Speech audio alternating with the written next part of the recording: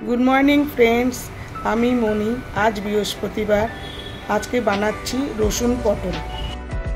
पटलগুলোকে ছাড়িয়ে রেখেছি, কিছু গায়ে দাগ রয়েছে, মানে খোসা রয়েছে।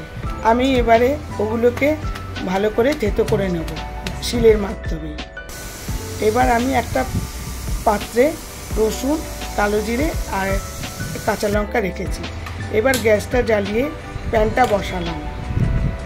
এবার পরিমাণ মতো তেল দেব।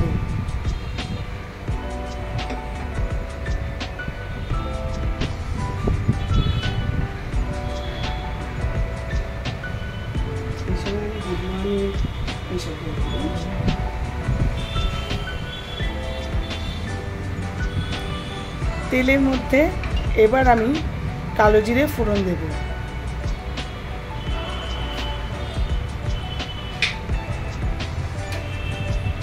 কালো জিরেটা ফোড়ন গরম হতে হতে এবার আমি থেতো করা পটলগুলো দিয়ে দিলাম। এখন তো কেউ পটল খেতেই চায় না, তাই জন্য নানা রকম পদ্ধতিতে করে।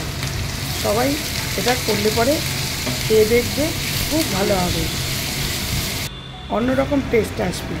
এবার তার মধ্যে আমি লঙ্কার গুঁড়ো, হলুদ গুঁড়ো আর পরিমাণ মতো নুন দিচ্ছি। এবারে এটাকে ভালো করে মিক্সিং করতে হবে।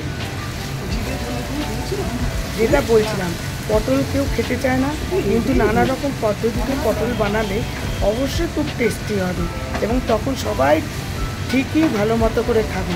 আমার এই পদ্ধতিতে করে দেখবে, সবাই অবশ্যই খুশি হবে এবং ভাত দিয়ে, গরম ভাত দিয়ে খেতে খুব ভালো লাগবে। এবার এর মধ্যে একটু চিনি দিয়ে দিলাম, অল্প পরিমাণে চিনি।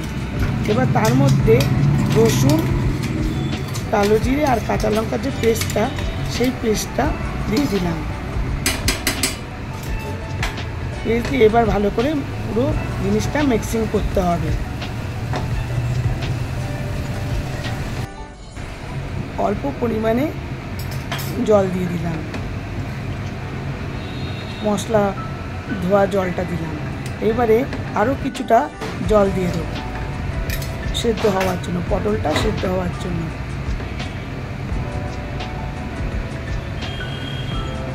এবার আমি ঢাকনা দিয়ে দিলাম। এবার দেখুন হয়ে গেছে। ভালো করে নাড়াচাড়া করব। পটলগুলো একদম নরম হয়ে গেছে। ভালো করে নাড়াচাড়া করছি, সুন্দর নরম হয়ে গেছে।